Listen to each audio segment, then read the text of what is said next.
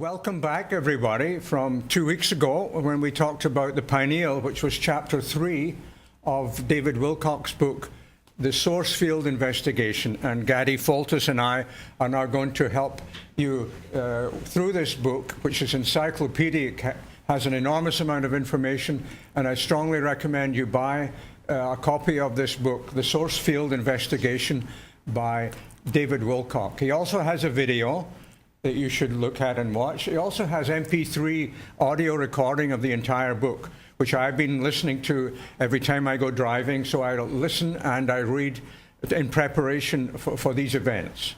So we're going to talk about chapter 4 and 5, which has an enormous amount of information just in those two chapters of 30 pages.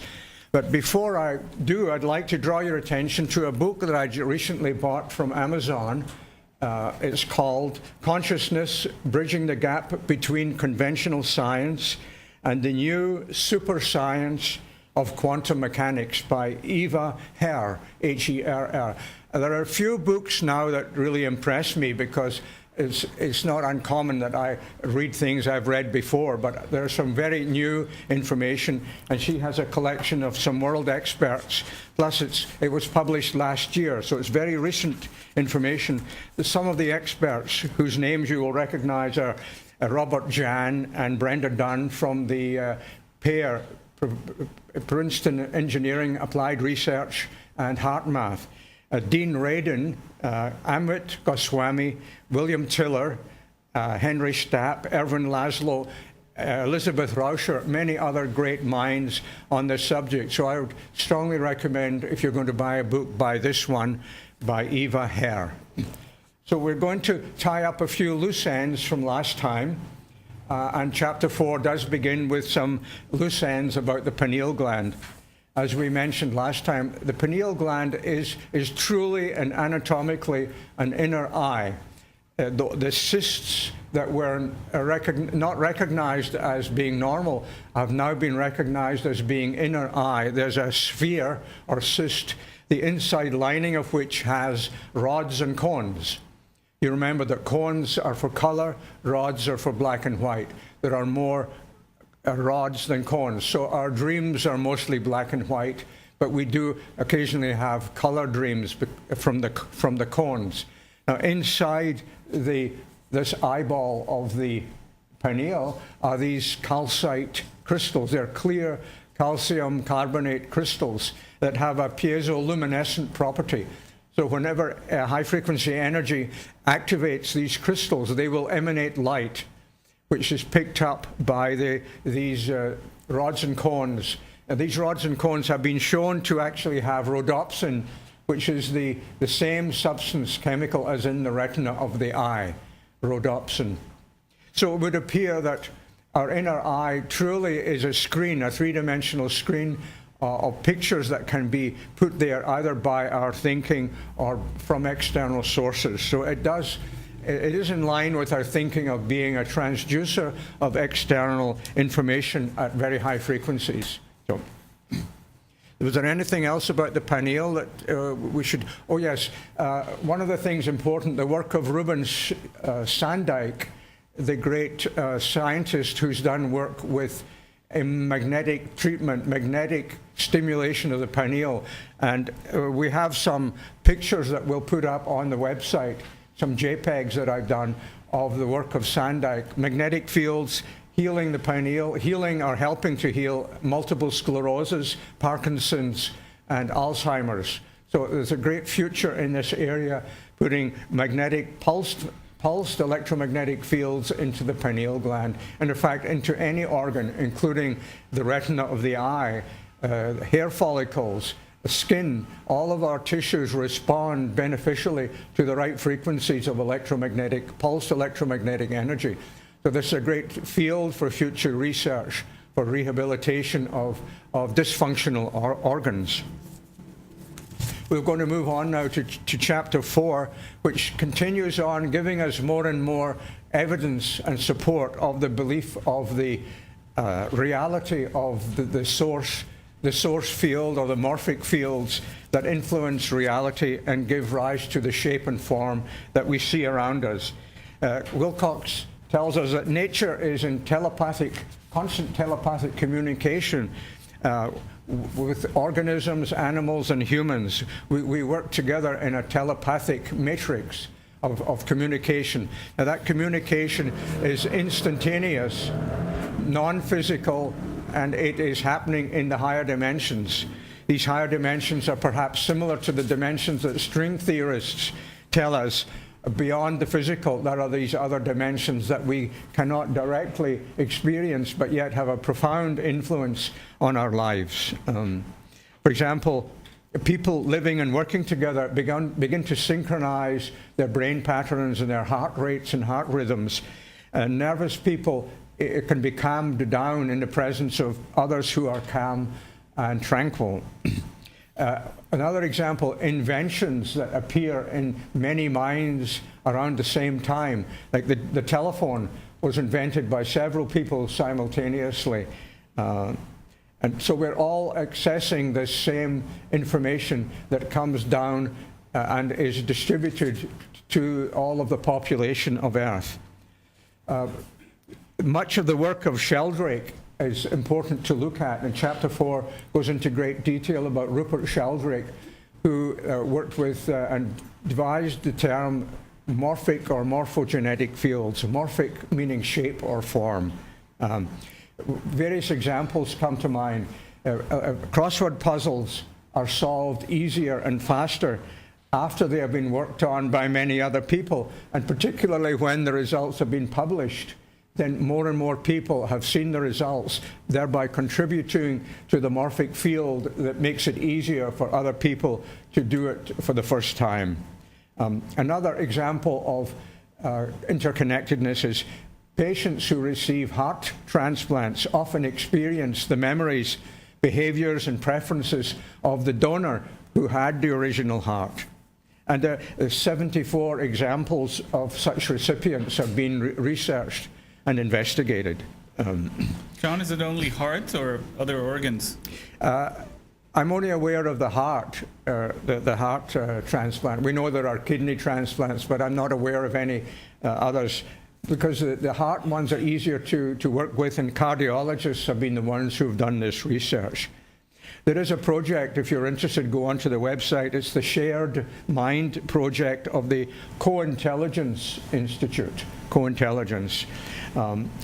Studies have been done teaching people different languages, the Japanese language, teaching them real Japanese and a pseudo-false Japanese. People who are trying to learn these languages are able to learn the real Japanese language, or the real Hebrew was another one, or a pseudo-false Hebrew. They could learn the real one because of the thousands of years of morphic field and information that has been laid down in the Akashic dimensions. I just wanted to elaborate on this. What they're saying, or what he's saying, is that they gave people different phrases, right? And phrases that were spoken Hebrew, or phrases that were not used a lot, or phrases that were fake. And the phrases in both Hebrew and Japanese that were used most were the easiest to remember, strangely enough. That's undoubtedly because of the field that had been established. Another experiment done with rats learning to escape from a maze in a tank learned faster in later groups. So the earlier groups laid down the information, laid down the patterns or the habits, as Sheldrake would call them, for future generations to more easily replicate the actions. They learn faster. The first group, for example, of rats made 200 errors, and the later group only made 20 errors in finding their way out of the maze. The third example was the blue-tit birds in England, who a few learned to open and remove the top of milk cartons, and pretty soon birds all over England were doing that, learning to take the tops off the milk bottles and drink the milk from them. And then all over Europe, particularly in Holland, they reported that the birds were learning to take the tops off the milk bottles. So is this like the 100th monkey syndrome? This is exactly right. This is also called the 100th monkey effect, where one monkey learned to wash the sand off the potato in a stream, and thereby making it more edible. And one by one, other monkeys on the island, this remote island, learned to do it. But then, strangely enough, monkeys on other islands began to do it, as if there was a transmission of that information and capability over the morphic fields. The fourth important example. Hypnotized subjects made to believe that they were the reincarnation of a famous painter or artist or musician, very quickly, within a month, could develop the very similar talents to that great expert. For example, they give an example, Raphael, the artist. Someone believed that they were Raphael the painter, and within 1 month were able to paint almost to the level of the great master. The fifth example he gives was of learning a Morse code and a pseudo Morse code. People learn the real Morse code faster than the fake Morse code. So this whole area is called synchronicity, where we all fall into patterns laid down by each other. We become synchronous and in resonance, and we become coherent. The word coherent means that we are in line with each other, both in time and in space. For example, the two front wheels of a car are aligned. They have to be aligned with each other in space and in time. That's called coherence. Another good example is a laser beam, where all the photons are vibrating at the same time and in the same space, and that's the coherence of a laser beam. I told you about the crossword puzzle. Are easier. The crossword puzzles, the English ones of the Daily Times and the Daily Telegraph, are notoriously difficult crossword puzzles to solve. Well, people find it more easy to solve them if they're done the next day after thousands of other people have worked on them, and particularly if once the solutions are published. So we move on to the next topic. Chapter 4 has many subtopics in it, a wealth of subtopics. The subtopic that we're going to look at now is called remote viewing, which is tapping into the one mind, or the Akashic dimensions, where all information is stored and is instantaneously available under the right circumstances. So there are two kinds of remote viewing. One is objective, tapping into objects and places that are inanimate. There's no people involved. Like a gold mine, trapping in, getting a map and viewing remotely where the gold might be, or the diamonds or other precious minerals might be deposited in the ground. That's a kind of remote viewing for precious mineral deposits. The second kind is interpersonal, where the remote viewer is trying to observe the experience of another person, and particularly to locate missing people. So this is another kind of remote viewing. There's a famous example he quotes where a man in the States, a man called Joe McGonigal, was able to direct a group in Japan, and they did this on television, to find a missing person. He was able, from the US, to tell the team where to go in Japan to find the missing person right to the very door. And he was sitting in Virginia, and they were in Japan. So this was a famous case on Japanese television, so of remote viewing. Dr. Jan and Dunn, who are in that book I mentioned of Eva Hare, they trained and tested 48 people in 336 trials, remote viewing, separated by up to 5,000 miles, where the percipient was able to remote view what the other person was seeing, whether they were driving or walking. They could give an indication of what that person was experiencing. 2/3 of the remote viewers were accurate, against odds of over 1,000,000 to 1. This was too strong to be coincidence, and these studies have been validated and researched by university teams. They're mentioned in the book. The team that was particularly involved in verifying the accuracy, that they were impressed and agreed that this was stronger than chance. It works better if people have an emotional bond or they are family members. They do have a stronger link, and it's more successful. And thirdly, more mind-blowingly, is that some of these remote viewings can be done on events not yet happened. So remote viewing into the future. So that's something to look into. As to more information is not given about that, but we know that this kind of thing can happen. From Lynn McTaggart's book, The Intention Experiment, she reports on retroactive causality, how the past can be changed. So we can time travel, because the higher dimensions are dimensions of time-space, not of space-time.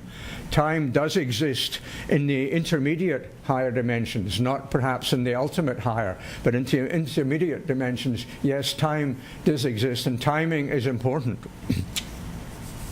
Something that's even more incredible in these remote viewing, on page 76 of my hardcover version, I don't know if your paperback version will have the same page, but on page 76, the remote viewing person can project energy and vibrations into the location where the viewing is being done.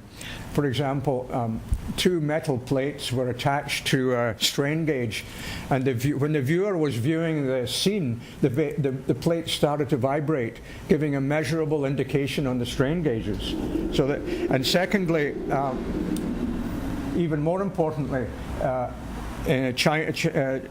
US scientists in 1986 used a photomultiplier, which is a sensitive light detector in a darkened room, and they found that when the remote viewer was viewing inside the dark room, an object in the room, light appeared and was picked up by the photomultipliers.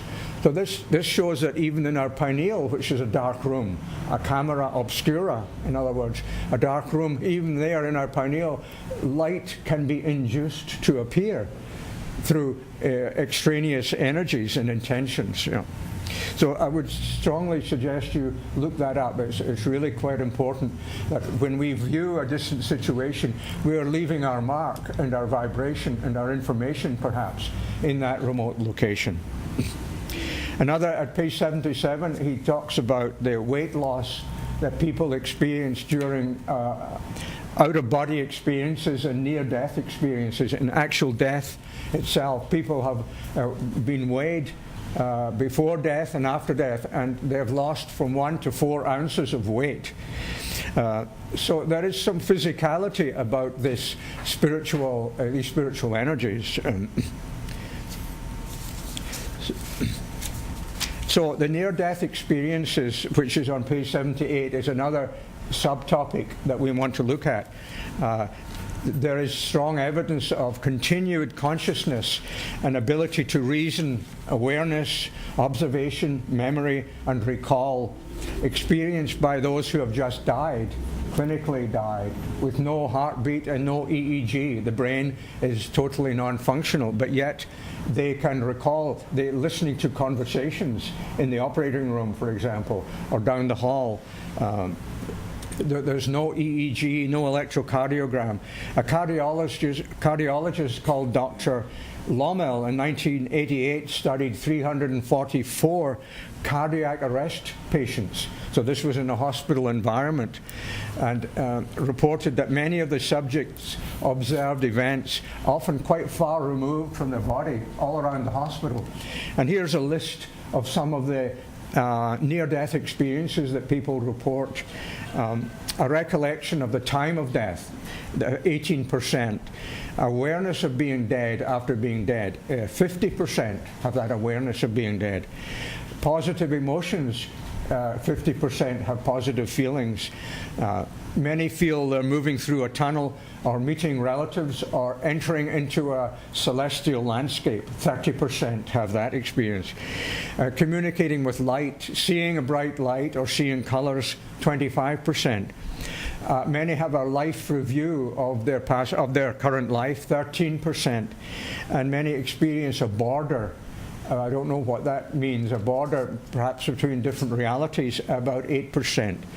And others, in accordance with this projection phenomenon, seem to be able to project a ghost-like form of themselves into distant locations. The next subtopic that we talk about, and these subtopics we'll cover again in these talks in greater detail. We're doing it somewhat superficially right now, but we'll make a whole day, a whole event for near-death experiences and for reincarnation, which is the next topic on page 80. My first introduction personally in any serious way was when I came across the book by Michael Newton, Journey of Souls by Michael Newton. And this profoundly impressed me. Here was a clinical scientist working with hypnotic subjects, finding that many of them regressed back to past lives. And he reported what they recalled and reported to him, and he made recordings, just like other great hypnotherapists like Dolores Cannon. I have her book here, one of her books. And her material is even more mind-boggling. Dolores Cannon. Go onto her website, dolorescannon.org, I believe. And she has some videos on YouTube. But one of the early authors was our own Dr. Joel Whitten from Toronto. He published his book, Life Between Life, back in 1986, so he was one of the early pioneers on near-death experiences. It turns out that many of these subjects in hypnosis who regress to past lives give us consistent, repetitive stories across many different subjects. There's a consistent confirming across subjects. They have many experiences in common. Many souls were reported as having the visible color of the souls, reflecting their level of evolution according to the rainbow: red, orange, yellow, green, blue, indigo, and violet. Blue indigo souls are very highly developed and generally take on a very difficult, challenging lifestyle to increase their rate of spiritual growth. So those of you out there who are having deep troubles, you're probably in the high indigo level, and you chose to have this very challenging series of experiences to raise you and elevate you at a higher rate. So many of the Dolores Cannon's subjects tell us that in between lives we choose from the various options available to us. We choose the particular life that we have. It seems that from learning from these subjects like Dolores Cannon's book in The Convoluted Universe and our many other books, that we have had many lifetimes non-human and extraterrestrial. So many of the extraterrestrials that we hear about are perhaps ourselves from a future life, or we have been extraterrestrials and also been energy forms, not necessarily of an animate form, but a rock or a light. That's exactly what I was going to ask you. That. What about a dog or a cat? As animals, yeah. I personally recall an experience in a deep meditation I had of being a pterodactyl. Way back billions of years ago. Perhaps that was because on our planet that was all that was available. The dinosaurs were the highest life form that spirits could come into in those days. So that many of the subjects report that there is structure and there is time in this next higher dimension, probably 5D. There's movement, there's travel, it's full of compassion, harmony, ethics, morality, kindness, tolerance, acceptance, patience, and unconditional love in that higher dimension. It's important to point out and remind you of the work of Dr. Ian Stevenson, who did work on over 3,000 children. He was a professor of psychiatry, no less, so very eminent professional, studied 3,000 children, most of them in Asia and India, who reported having had previous lives quite recently. These children were up to about 5 or 6, after which time they begin to forget. But some of their stories are quite amusing. For example, one little boy who having his diaper changed by his mother said, I wasn't as rough with you when I changed your diaper. And many of them, the children report where they lived in another city. They could give the name of their children, the number of the street, and relatives and friends, all which were verified by Professor Ian Stevenson. Now, he did this work over 40 years, so it was an immense piece of work. His son has written a book recently. You might want to look up Ian Stevenson's son. I think I have a copy of that on a JPEG that I'll put on our website page, biophysica.com/divine_physics.html. We have a special page devoted to our work here, and Gadi takes care of this and maintains that website for me. It seems that when we move from one life to another, we bring with us characteristics. We are not all born equal. We are born with a history that we bring in with us. We bring in our personality characteristics, our habits, our quirks, even facial and physical characteristics and resemblances. For example, David Wilcock, who's the author of this book, feels that he himself is a reincarnation of Edgar Cayce, the famous psychic. And he points out on his video, the Enigma, 212 Enigma, pictures of himself and Edgar Cayce showing a strong resemblance between himself and Cayce. I often wonder if I'm the incarnation of Tesla, but when I look at photographs of Tesla, I don't see any family resemblance. No, there isn't any. Tesla, interesting. Oh yeah, then Tesla, had a brain injury when he was a teenager. I discovered he fell off the roof of the house. He had built a set of wings and jumped off and fell and hit his head and was in coma for a while. And then we came out of coma, like many others. He had an unusually high intelligence, and from then on he was channeling the Akashic records and getting all of his patents coming as pictures to him. Like the electric motor, the AC motor that he invented, came to him as pictures of coils around a circle, each coil being switched on in turn to drag around the rotor of the electric motor, the AC motor. Another thing that happens, many people who have birthmarks or defects of their skin and often of the heart, hole in the heart. Some of them have had an injury in a past life, like a bullet through the heart, or a spear through the heart, or a sword on their neck, and they're born with a birthmark here, which is a carryover from that injury from a previous life. Also perhaps epilepsy, which is a brain scarring, maybe from an old brain injury in a previous life, is carried over into this time. Which means that it's very important to do past life therapy regression work to try to, say, resolve that connection. Because maybe all it is a connection that's perpetuating that injury.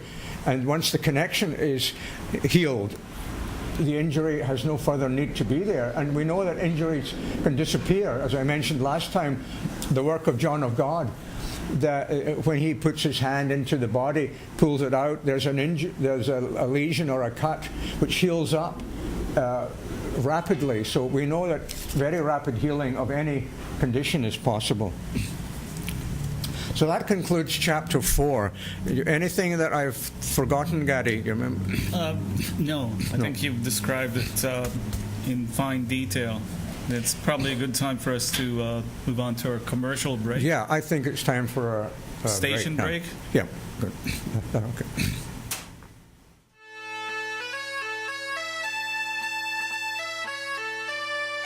My name is John Stewart, President of Biophysica, Inc., and a biomedical engineer. We make the world's most advanced colloidal generators for domestic and industrial quantities of mineralized waters. Many bottling plants worldwide use our generators to make colloidal silver, the world's most life-saving antimicrobial supplement, as well as colloidal zinc, gold, magnesium, copper, iron, etc. Biophysica advanced generators produce the smallest nanomolecules to ensure potency against the smallest, most vicious viruses. A Biophysica colloidal generator will give your family the best quality colloidal silver for many years, quickly, cheaply, and easily. Contact us at biophysica.com or call us at 416-636-5804. Well, welcome back now after the break. I want to show you a device called the Mind Lamp, made by Celeron. This has come from the work of Dr. John and done on the PEAR, Princeton Engineering Anomalous Research Laboratory. And years of work, they developed a technology which has a random noise generator, a white noise generator inside here, and the white noise or randomness is affected very sensitively by prevailing consciousness. So our consciousness here right now has an effect on this little transducer that affects the light inside this crystal. This is called the Mind Lamp, and there's a Mind Lamp website if you want to get one. Mind Lamp, I think it's mindlamp.com. So this will pick up, and there are many of these all over the world now, picking up the prevailing consciousness of the planet. Whenever major events happen that have an emotional effect on the population, these generators give a change on their randomness, a statistical deviation that's quite significant. For example, 9/11 and other major events, there's a shift, and here the lamp has changed now to a reddish color where it was brighter before. John, I need to ask you a question about this. Do you think you can influence the color? Yes, of course. And our groups are more powerful than individuals. We have tried with our little groups at our home, where we have a weekly group you're welcome to inquire about and attend, discussing these topics. We try to change the lamp color, and we're quite successful at changing the color of the lamp to green, to red, to blue, to white. So we want to talk a bit about decalcifying the pineal, and it turns out that one of my inventions is a decalcification technology for hard water and scale on pipes and waters. And scale is much the same as what's in the pineal. It's mostly calcium, silica, magnesium, and those deposits cling to the sides of pipes in water systems. So we have, Gady's going to bring up my page on my website where I have these electromagnetic descalers, where magnetic field is wrapped around, a coil is wrapped around the pipe, and it puts a high frequency magnetic field into the water. We're having a conversation. We wondered if perhaps the same thing might have the same benefit on the pineal, decalcifying the pineal. Certainly magnetic fields have been used extensively for the benefit on the pineal, and maybe this is one of the benefits, that it's making the calcium and other deposits less adhesive, breaking them up, making them more soluble, leaving behind the inner core, which is the clear calcite molecule, which has a more rectangular and elongated, precise shape that it vibrates at the frequencies of perhaps many gigahertz or terahertz, that will download the piezoluminescent signals that the pineal needs for its functioning. John, I want to ask you to maybe talk a little bit about the industrial applications of this technology. on water supply systems? Water across the world is very hard in most countries, because most countries have a foundation of limestone, which is mostly calcium and magnesium and silica, and this gets carried in the water and into swimming pools, into the water we drink. We drink it, but it's not harmful to us. We need silica, one of the most important minerals of our body. We need magnesium, we need calcium, but they cause unsightly deposits. So the magnetic field makes these crystals less adherent to each other. It creates what we call a zeta potential. Each crystal develops an electrical charge that repels the nearby crystals and molecules and atoms, so that they are carried away. And this magnetic field will clean out pipe. After 3 months of treatment, the pipes in a power station could be cleaned out by these magnetic descaling systems. I've had inquiries lately from dairy farmers in the US states where their pipes are getting clogged up by silica and calcium. Yeah. Who might be some other entities that you might want to connect with you on this? Well, another customer that works with these compression molding machines, where they mold products, bang, bang, bang. They churn out plastic molding machines, and these molding machines get very hot. They have to be cooled by water, but the only water is hard water, so the machines get clogged up because of deposits from this hot, hard water. So they bought some of my magnetic descalers with great benefit, because the calcium and silica doesn't crystallize. It stays in solution and goes right through, and it lets the water cool the system more effectively. What about drinking water? Drinking water, well, I say hard water is good for you, in that we need minerals. Okay. It's another reason why we should not be using distilled or RO water for drinking purposes in any quantity, because they are devoid of the essential minerals that we need, particularly magnesium and zinc, iron, that we need in abundance. Magnesium we need about 600 milligrams a day. Zinc we need about 30-40 milligrams a day. So enormous amounts of these minerals that we need. What about swimming pools? Swimming pools, it's not so important to have soft water. Clothing, yeah, for washing clothes, yes. And another application, customers of mine bought is a franchise of restaurants all around the U.S.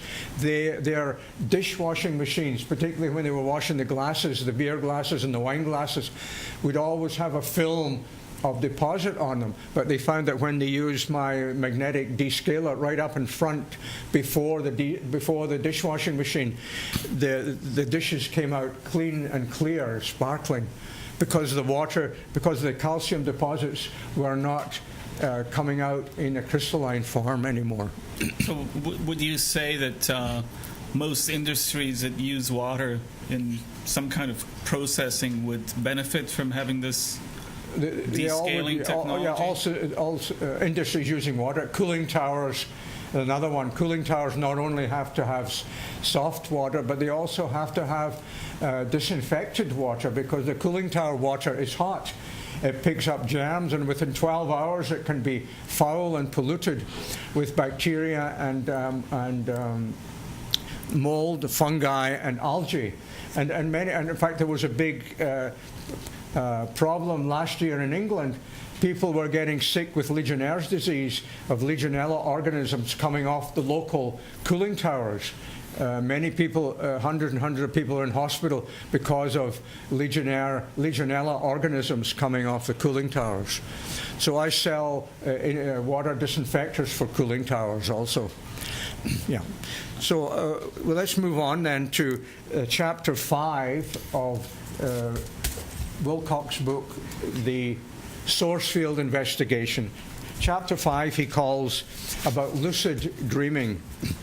He compares our everyday life to a lucid dream, in that we have an interconnectedness in our day-to-day living that where there's telepathic and other interactions through the higher dimensions. That's where the interconnected.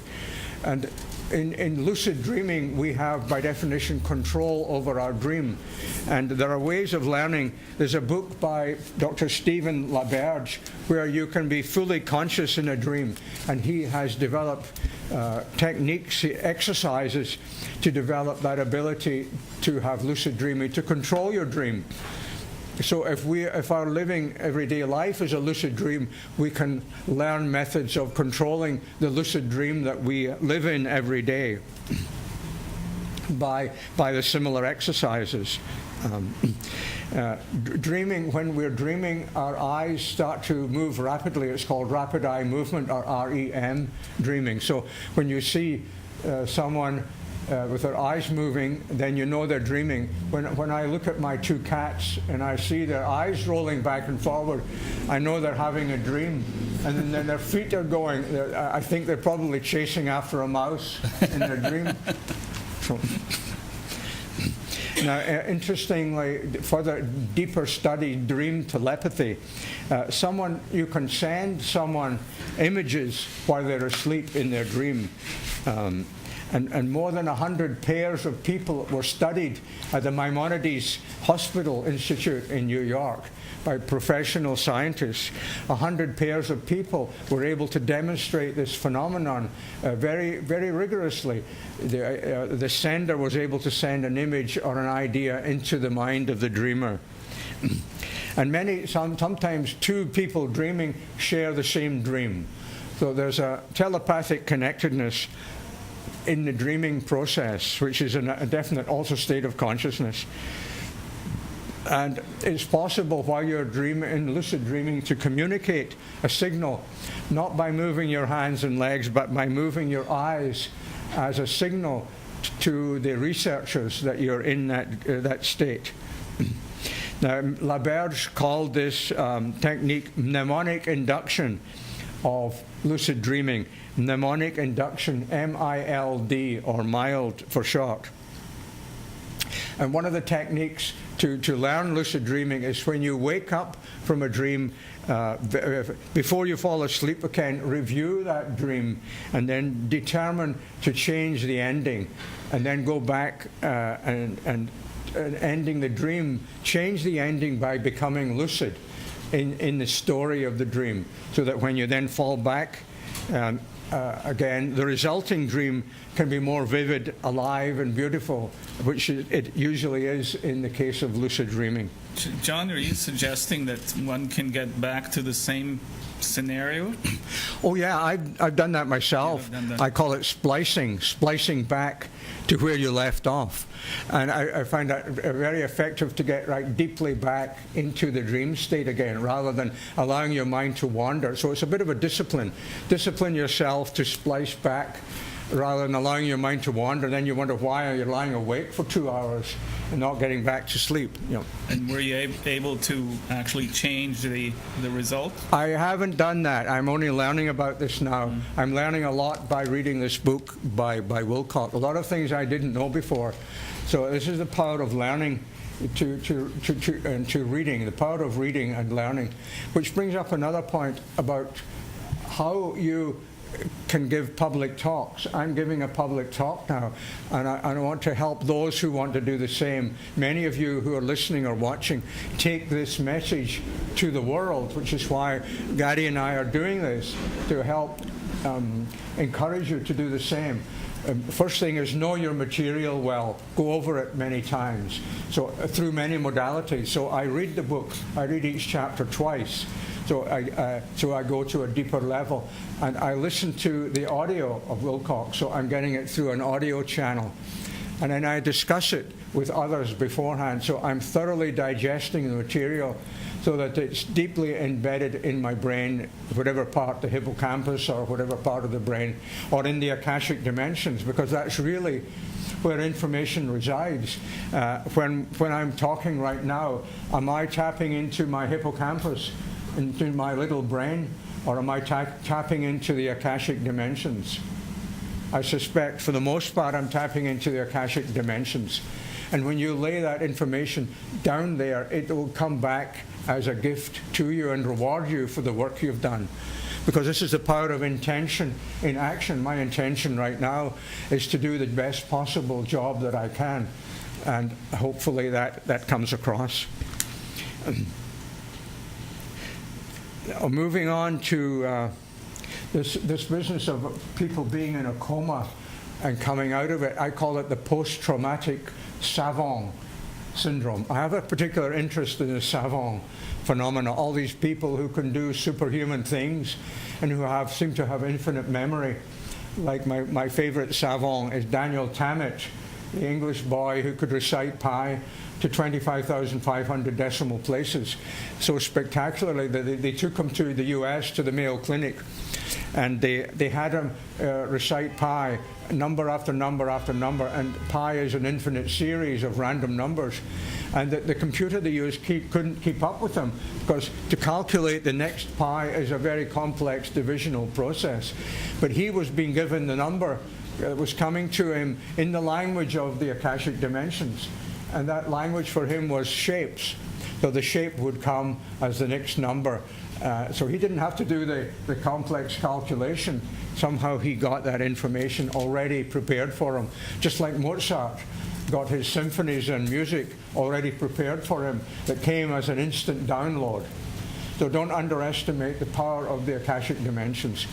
And next time we come, I'll have a JPEG, and I'll put it up this week, of the spectrum, the frequency spectrum from the lowest frequency through the audio, through the visual, up to the spectrum of quantum physics, which has a wavelength of around 10 to the minus 10 meters. And then the wavelength of the Akashic dimensions, which is 10 to the minus 20. And then the ultimate wavelength is 10 to the minus 35, the Planck level, beyond which we think the universe doesn't go. So regarding back to the savant phenomena, many people who receive a head injury come out of coma with superhuman savant capabilities. I know one boy in class in my school when I was a teenager, it happened to him. He was hit by a ball, and when he came back to class a month later, he was the top of the class. Previously, he was down where the rest of us were. No. I wanted to add to this that an autistic girl that I worked with as a healer could tell anyone what day of the week they were born on within a split second, like Wednesday, Thursday, from knowing the date. So this is another savant. That's right. We'll cover the savant as a special subject later, and that's one of the very, very common calendric capabilities of savants. They all have one thing in common, almost infinite memory. Most have a calendric capability, like to tell you the day of the week, hundreds of years in the past or the future. But this one I want to talk about, that's brought up in chapter 5, is the post-traumatic savant, where a Czech motorcyclist on recovering from coma could speak English for the first time, which he had no knowledge of. And during that post-traumatic phase, he had lost sense of his own identity. He didn't know where he was, but yet he could speak a language that he had not known before. So where was he getting it from? Many often, a Croatian girl came out of coma speaking German for the first time. So this is not an uncommon phenomenon, the post-traumatic savant. Others have spoken ancient biblical languages, ancient Hebrew or Greek or Sanskrit language. And Edgar Casey, interestingly, could speak 24 different foreign languages to people while he was in trance. But he couldn't speak English in trance. But when he came out, of course, he could speak English, but he no longer had that multilingual capability. On page 90 of chapter 5, everything in a dream symbolically represents a part of ourself. So lucid dreaming allows you to turn your nightmare into a triumph using the power of love. And that's how we do it in lucid dreaming. Often you see a blinding white light or colors.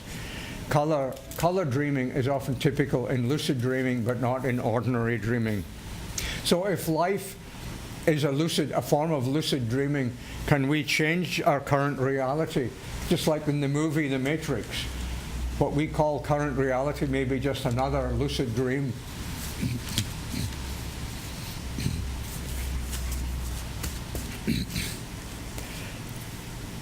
On page 92, another subtopic, how we can change the world and change prevailing behavior patterns and terrorism and criminal acts by the power of healing circles. In one experiment, 7,000 people gathered over 2 years to focus on changing the acts of terrorism, and they were able to reduce it by 72%. And they meditated with thoughts of love and peace. Another group in Washington City, Washington, D.C., lowered the violent crime rate by 23.6%. And this was done by 4,000 people in 1993. Interestingly, when they stopped meditating, the crime rate rose again, showing that there was an on-off interaction and interference effect. The third group, 50 studies over 30 years, have verified that there have been improvements in health and decreases in accidents when people focus and meditate on improving the accident rate. HeartMath Institute shows that people with enhanced coherence, as measured by the heart rate software. You can buy from HeartMath the heart rate software that will train you to get into the zone where cardiac coherence it's called. And that takes a bit of studying and practicing, a form of biofeedback. So biofeedback is a very powerful technique to get ourselves into inner coherence, and then we can create outer coherence. So when you want to accomplish things in life, get into a state of inner coherence and get the HeartMath software. And people in that coherent state can avoid the tragic prophecies that happen. The mind lamp, again, is another way of getting into coherence, mind coherence, using the heart lamp. On page 94, he moves on to talk about more spiritual topics, soul and spirit. What's the difference between soul and spirit? And spirit is a higher dimension, and soul seems to be the interface between spirit and the physical dimensions. And we do have an individual soul, and we do have an individual spirit, but that spiritual individuality is more shared. There are group souls in the spiritual dimensions, group souls that have that are combined of many cells of many individual souls. The souls form the cells of the spirit. Okay, this might be a good point, Gary, to show some of the JPEGs that were brought with us this time to illustrate some of the talks, and I'll put these JPEGs on our webpage so that you can download them and copy them. This one here is a famous one from Dr. Gerber's book, Vibrational Medicine, and it very nicely illustrates what we're going to talk about now, the dimensions of the universe. This book, this picture is from the work of Tiller, Professor Tiller, and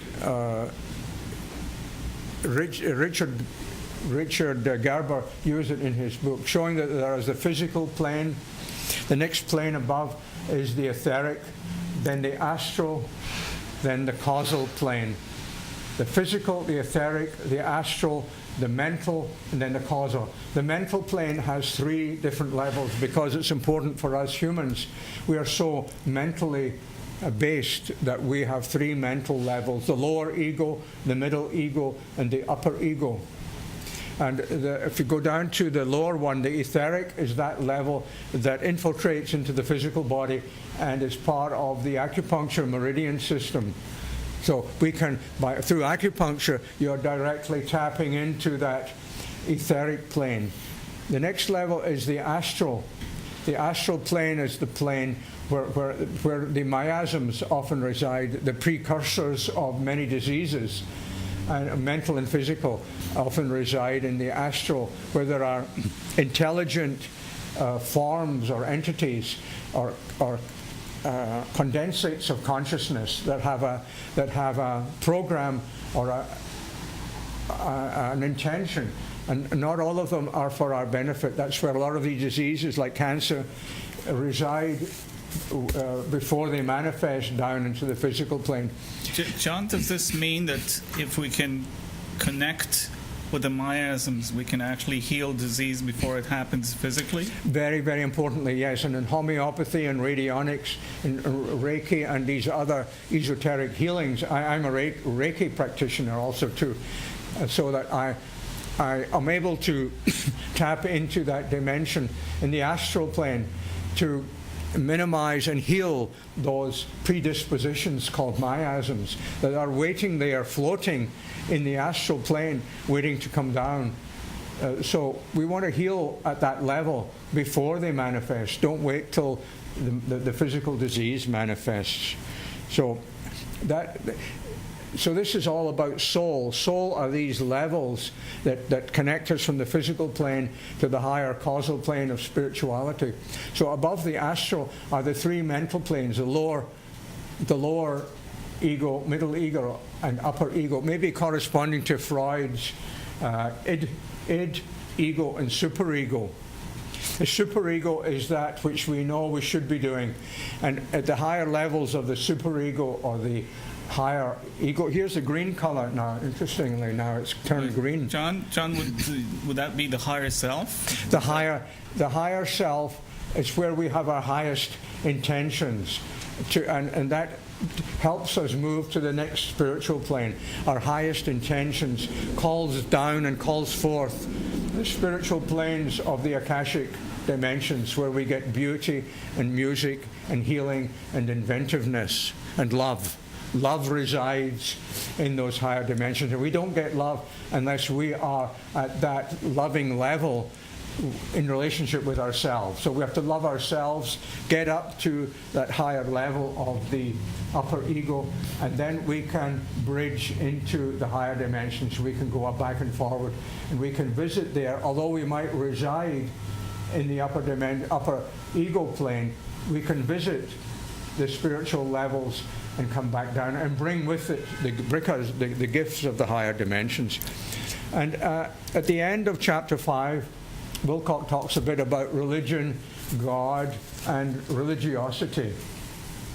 And he defines religiosity as a kind of extreme where people are fanatics in one way or another. There are people who are fanatics towards goodness. They think they're being very spiritual, but they're fanatics, and they have an attachment, as the Buddhists would call it. And those attachments create a kind of goodness that is what I call going towards the light, luciferic goodness. So it's a kind of evil when you go too much towards the light. Any kind of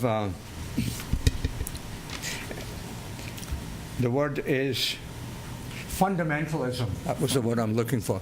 A fundamentalism towards the light or towards the dark.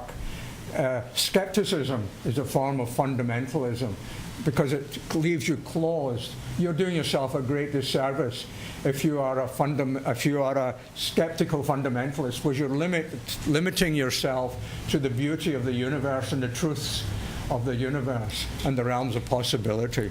So John, as we're winding down, can we give a plug to the activities at our house?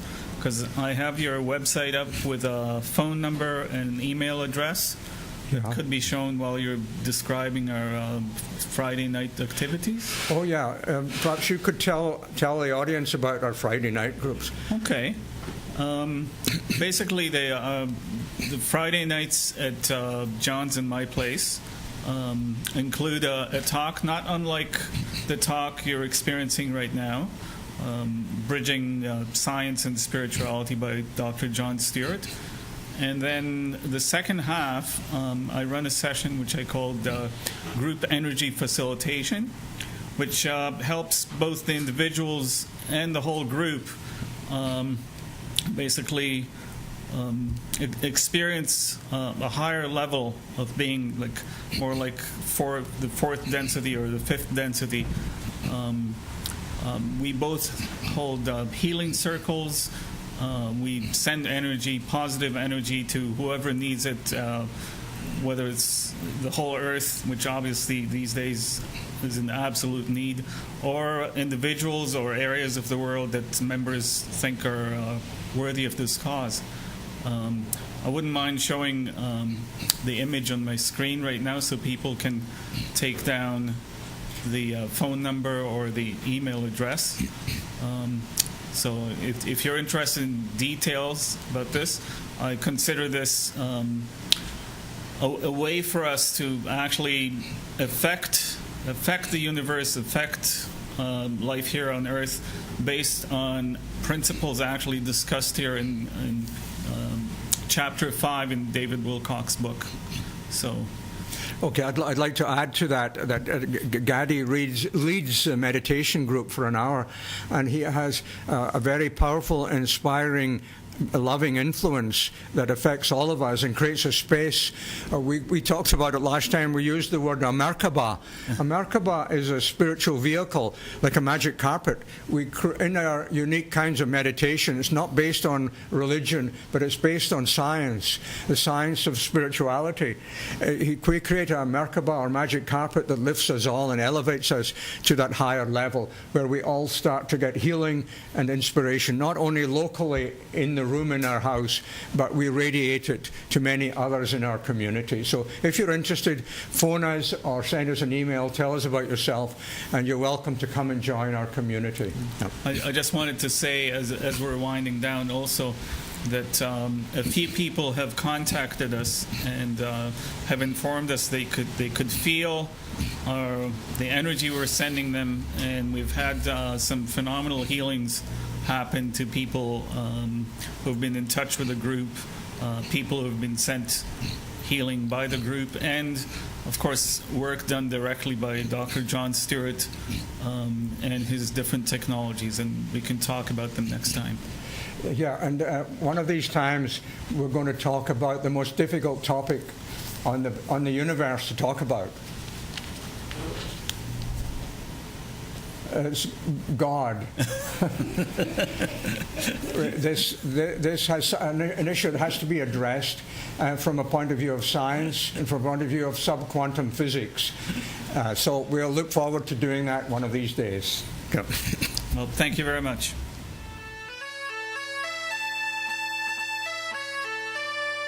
My name is John Stewart, President of Biophysica, Inc., and a biomedical engineer. We make the world's most advanced colloidal generators for domestic and industrial quantities of mineralized waters. Many bottling plants worldwide use our generators to make colloidal silver, the world's most life-saving antimicrobial supplement, as well as colloidal zinc, gold, magnesium, copper, iron, etc. Biophysica advanced generators produce the smallest nanomolecules to ensure potency against the smallest, most vicious viruses. A Biophysica colloidal generator will give your family the best quality colloidal silver for many years, quickly, cheaply, and easily. Contact us at biophysica.com or call us at 416-636-5804.